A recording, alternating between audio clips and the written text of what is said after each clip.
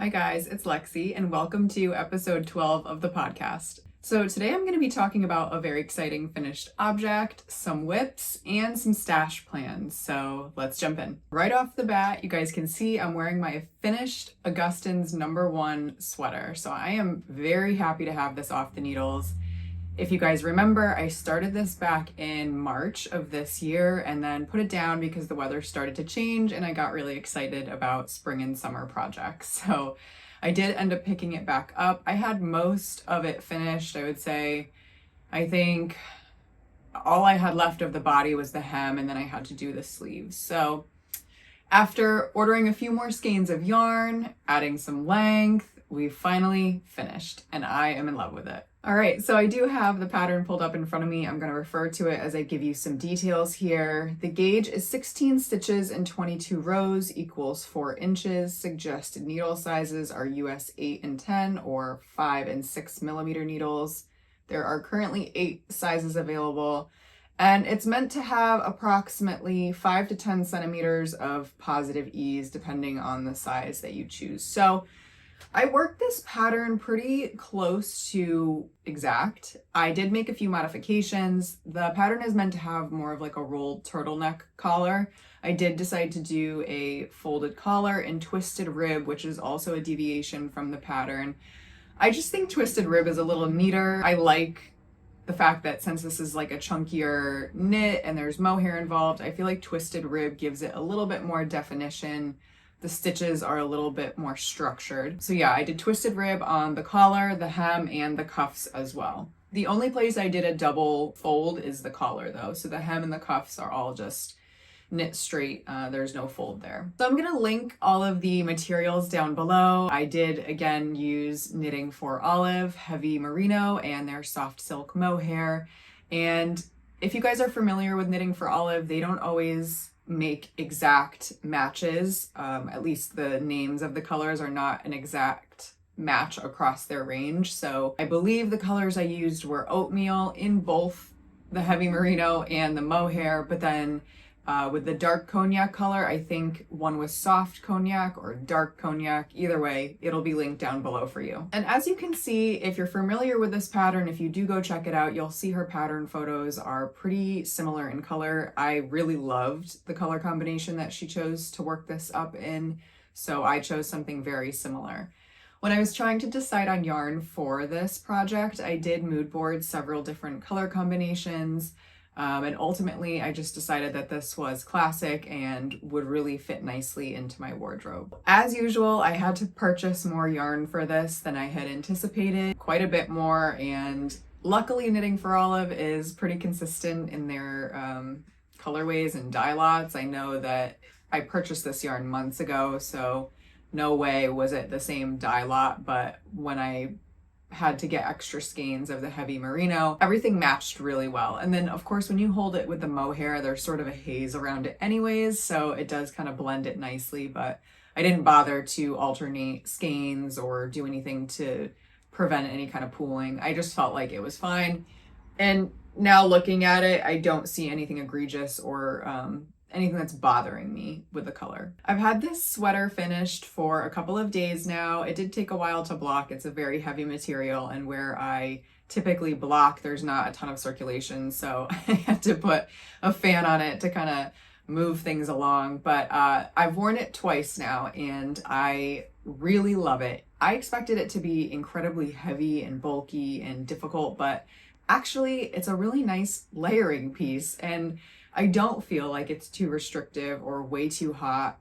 I know, generally when you work with wool, it is a natural fiber and it does help to regulate temperature better than, say, acrylic would or man-made fibers, but I think it's a great weight. I'm not too worried about it being overwhelmingly hot, especially now as we go into winter. Overall, I really would recommend this pattern. This is the second pattern I've worked up by Augustins DK, and I'm a big fan. I like her aesthetic. She has marquee things that she incorporates into her garments. She likes a bell sleeve. She likes sort of these oversized fits, and then also a lot of really beautiful color work. So I'm a huge fan. I've enjoyed working her patterns. And I know I've mentioned this before, but she doesn't give an overabundance of information in her pattern. So if you're a beginner like I really was towards the start of the year, I still felt confident in moving through it. Even if you're kind of like an advanced beginner, I think, you know, you'll be very comfortable working from her patterns. So I would suggest it, I would recommend it, and I'm really glad to have it finished. Moving along to my first WIP, I'm going to talk about my Olga sweater by PetiteKnit. So here's the progress. You guys can see I got quite a bit done here. I'm just starting now to work the hem. I'm not even going to show it to you guys because it's really just the first row, but I'm going to start doing my 1x1 ribbing there for, I think it's 6 rows, and then working towards the tubular bind off. Really, I don't have any complaints about this pattern. I think it's super easy. It's PetiteKnit, you know, she's sort of really got it down in terms of her pattern writing. And I've mentioned this before, this was a travel project for me, and originally the project had stripes in it, but for the ease of travel, I decided not to be switching colorways, so I'm working it up in Pure Gint. It's their blackberry juice colorway. It will be linked below if you're interested, but it's super easy. It's a super quick stockinette. It's working up very quickly and without issue. The only thing that I noticed, and this is something I've never actually really noticed in my knitting, is that there seems to be a very big difference in the evenness or the tension in the body. And I'm going to try to show it to you guys here. And I'll explain it a little bit on what I think it is, but I don't know. Can you see here in the middle, there's sort of like, you could see like different tension, right? I hope you can see that, but especially here. So I worked a lot of this on our honeymoon to Scotland and Ireland. I would say I worked, you know, everything up to maybe the start of the separation, or not the separation, but the joining of the armholes. And then I would say maybe a few inches below that on the plane. And I did finish up a skein of the Pure Gint. And then when I got home, I started working from a new skein. And I don't know if it's how the skein is plied or how tightly maybe it was produced. I'm not sure if it's a skein thing or a me thing, or maybe this yarn is just prone to that type of thing. I actually don't think I've worked with Pure Gint before. No, I don't think I've worked with Pure Gint before. So I'm a little surprised, and I hope it blocks out, because since this is a stockinette sweater, you know, you're really going to see any kind of change in tension if it doesn't work itself out. So I would be curious to know, have you guys dealt with this with Pure Gint before? Do you think it's just a tension thing from knitting during travel and then coming back home? I would love to hear your thoughts, because I'm a little puzzled.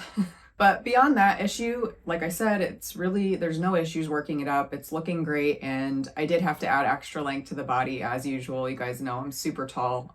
So I'm working through it, and I'm excited to get started on the sleeves.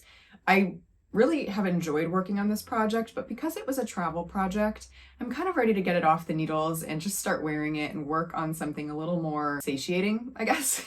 Something that's scratching an itch a little bit more than you know, solid stockinette sweater is. Not to say I don't love it, because I do, and I know I'm gonna wear it all the time, but I am excited to kind of like speed it up and get through it. So yep, that's my progress on the Olga sweater. All right. So my next WIP, I reluctantly show you. It's my Lavinia sweater by Lily Kate Makes, and this was originally a test knit that wrapped up at the end of October, and the pattern is now released. So I'll show you guys what I have here. It's gorgeous. I do love this pattern. I think it's so pretty, and the cable stitch is really beautiful. You know, it's simple, but it's beautiful. It makes an impact. As you can see, I've joined it in the round, and I am working on it, adding length to the body.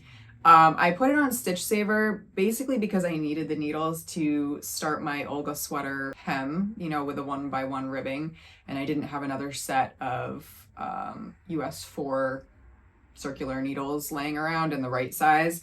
But also I wanted to give this a try on, so I am planning to try this on after I wrap up filming here. But you guys, this project, it's been a little rough, and it's not the pattern. I repeat, it is not the pattern, it's the material. So I'm just having a really hard time moving through the mohair. There was a time last week where I would sit down to work on it, at the end of the night after dinner, and I would be knitting an entire row, and then I would get to the end of the row and realize that I messed up the cable pattern, like the stitch count. I would end up with one less stitch or one extra stitch or something crazy. And then I would have to spend, I don't know, the better part of an hour ripping that entire row back out. And I did that twice, which I don't know what's wrong with me. Like, I don't know if anybody else experiences this sometimes or with particular materials, maybe even with mohair, or I know boucle is another one that can be a little challenging. But yeah, I'm having a really hard time. It's becoming a bit of a slog for me to get through it. And I just think it's the material. I don't know if maybe my mindset isn't there for it, but I feel like I wanted to have this done for Thanksgiving. Like I was thinking maybe this would be something I would wear, to holiday gatherings, but I don't know. I don't know if I'm going to have it done. And honestly, I'm at the point where I don't really want to be forcing this. If I'm not enjoying working on it, I think it's time to put it down for a little bit and then maybe pick it back up when I'm feeling a little more enthused or just ready to kind of take on a challenge. I think also maybe I'm making a bit more of this than it is. It's just mohair, and it's just, paying attention and getting through the stitch pattern and really just putting conscious effort into it. But not every time that I sit down to knit am I there in that mental capacity to give it so much attention. So yeah, I would like to hear what you guys have to say about this too. Have you guys worked on projects like this where, you just sort of come to the end of your rope with it just for the time being, or do you have suggestions on how I might be able to manage this project a little better? That would be great, and I'd love to hear it. It's always nice to kind of like connect with you guys on things like that because, ultimately this is a hobby and we want to enjoy it, and it's, supposed to be fun and enriching. And if something's kind of bumming you out, I feel like it's time to put it down for a little bit. So I haven't really made any decisions on what I'm doing with it. I am working on other projects in the interim, but I think probably this is going to get put down for a little while, but we'll see. We'll see how it goes. I certainly think it's beautiful. And again, the materials will be linked down below. This is Knitting for Olive soft silk mohair in the colorway copper, which is gorgeous and perfect for fall. But yeah, so that's where I'm at with Lavinia. All right, this next project is such a cluster. I'm not even sure the best way to show you guys, but because I was sort of losing steam on the mohair project, I decided to finally cast on my Dale of Norway 1992 Albertville Olympic ski sweater. What a mouthful, right? I think I'm just going to refer to it as my Dale of Norway sweater, maybe my Albertville sweater, but I want to show you the progress that I have. So hopefully you can see here.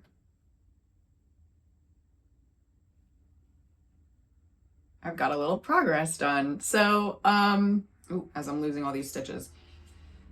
So this project really is very freeform. It's based on an old pattern from 1992. It was the Olympic ski team sweater pattern for that year, I believe, and you steek it. It's like a steeked ski jumper, and originally it's quite a tapered sweater. You start at the bottom, you work your way up, and then you split and knit colorwork flat and do all these things.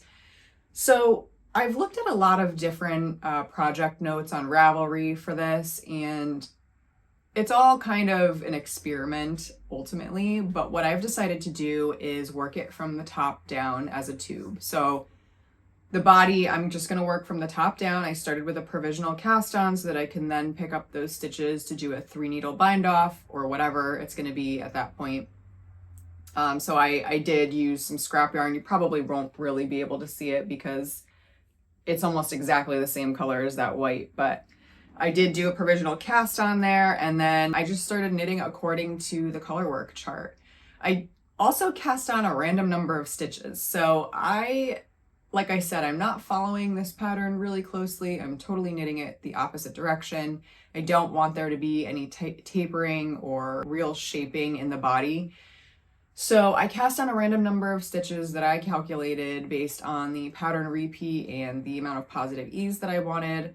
And hopefully it works out. We'll see. This is probably going to be one of those things that once I put a little bit of length on it, I will put it on Stitch Saver and just see like where the width of the tube is, because obviously I don't want to be working, half of the sweater and then realize that I don't have enough stitches for it to really fit me correctly. But so far, I really enjoy working this color work. It's 2-color color work. There's really no need to catch floats unless you're just doing a solid round, because the color work is such that, it comes up quick enough where there's no need to catch a float. I already messed up the chart, but I'm not really that mad about it. I was referring to a couple of different charts at the same time, and some people had colored them in, and it kind of threw me off. But basically, I shouldn't have repeated this red color on the top and the bottom, but I kind of like it, so I'm gonna leave it. Hopefully I have enough yarn. Hopefully it doesn't mess up my yarn quantities. But yeah, I'm excited. I like the color so far. I like that pop of red. That sort of is my brightest color, and it's not going to be like a predominant color throughout the sweater, but it will be there for sure. So yeah, I'm just sort of taking this project a step at a time, trying to plan it out, but also be flexible enough to make changes if I need to. This is totally new territory for me with steeking. I know I've mentioned this before, so I'm gonna have to do a little bit more research on that, but I am enjoying just knitting this big tube in color work. I'm excited to show you how it knits up, because I think it's going to be fun for us both to sort of discover what it looks like with the colors that I chose. If you guys remember several podcasts ago, I'll try to link it up in the cards for you. I did go over the colors that I chose. I'm knitting this out of Sandnes Garn, Pure Gint, and all of the colors, will be linked below for you. I do believe one of them has been discontinued or is not being made at this time, so hopefully I won't run out of that color. But yes, I'm very excited to continue working on it. It's going to be a long-term project. I don't think I'm going to speed through this. I think it's going to take some time, but that's fine with me. This is a big special project. It certainly could be an heirloom type of garment, and I want to make sure that it's getting the time and attention that it deserves.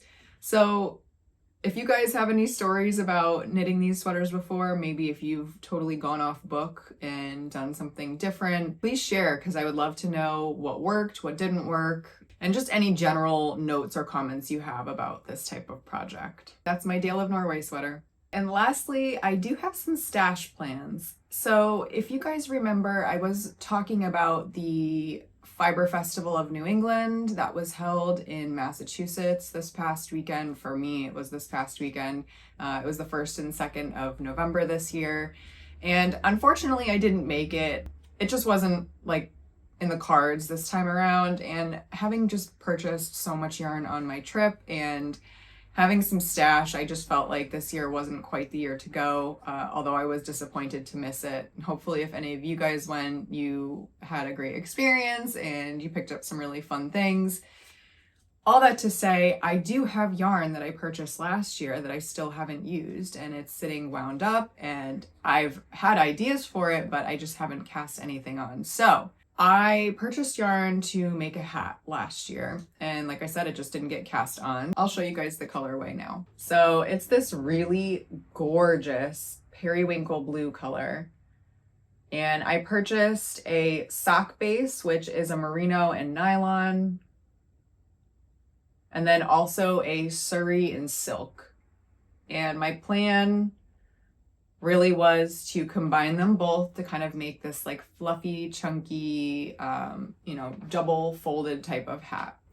So I'm definitely still excited to cast it on. Before I tell you guys about the pattern, let me tell you a little bit more about the yarn. I do have the tags here. I believe the brand is Louise Robert. I think it's a Canadian brand. So like I was saying, the super sock base is 75% merino, 25% nylon. There's 400 meters or 437 yards in a 50-gram skein. And this color is Waterhouse. So really stunning. I just thought it was so striking and soft and lovely. And then likewise, also by Louise Robert, their Petite Surrey. It's 75% baby alpaca and 25% mulberry silk. A 50-gram skein has 240 meters or 259 yards.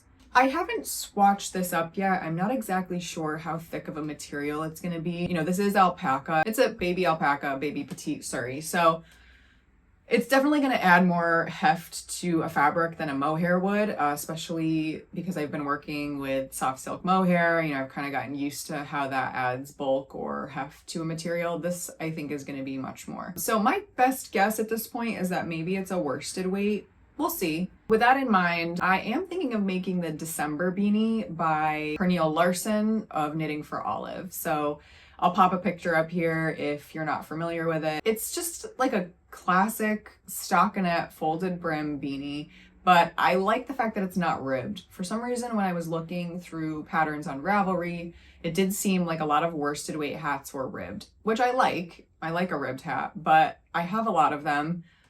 And I just sort of felt like for this, I wanted something that was plain stockinette. So I am going to swatch for it and see if it's doable, see if I can get gauge for this hat. And if not, I'll probably find something similar that has a similar feel to it. But I just think it's time to cast it on. You know, here we are coming back towards winter. I would like an accessories project on the needles that is more portable and hopefully something that I can wrap up to wear kind of, you know, through the holiday season. So I'm excited about it. I'm excited to finally use it. I've been thinking about it. It's been kind of calling to me lately. And even though I didn't get to go to the festival this year, I still kind of get to feel special about it or feel connected to it because I'm working with yarn that I purchased last year. So that's that. All right, and that's all I have for you guys today. I hope you enjoyed catching up with what I'm working on, and I hope you enjoyed seeing my finished object. I'm really excited about it. I think it's perfect timing with fall and Thanksgiving coming up. I couldn't be more thrilled to have this sweater done and dusted and ready to wear. I'll continue to keep you guys updated on my whips and what happens with the yarn that I bought at the festival last year. I do have a couple of fun videos coming up for you guys that I'm gonna pepper in between the podcast, so keep an eye out for those. So hopefully this was fun or entertaining or relaxing for you as you guys knit along. Let me know what you're working on. I would love to hear about what you guys have on your needles. Do you have anything similar to what I'm working on, or are you totally in a different era at this point? I would be interested to know that. And please feel free to follow me on Instagram. I'll pop my handle up for you guys. I really appreciate when you guys subscribe, like, and comment here on YouTube. Really, it just kind of makes it more motivating. It's been special to connect with you guys here on this platform and share ideas and notes about what we're all working on as a crafting community. So with that, I'll see you guys in the next one. Bye.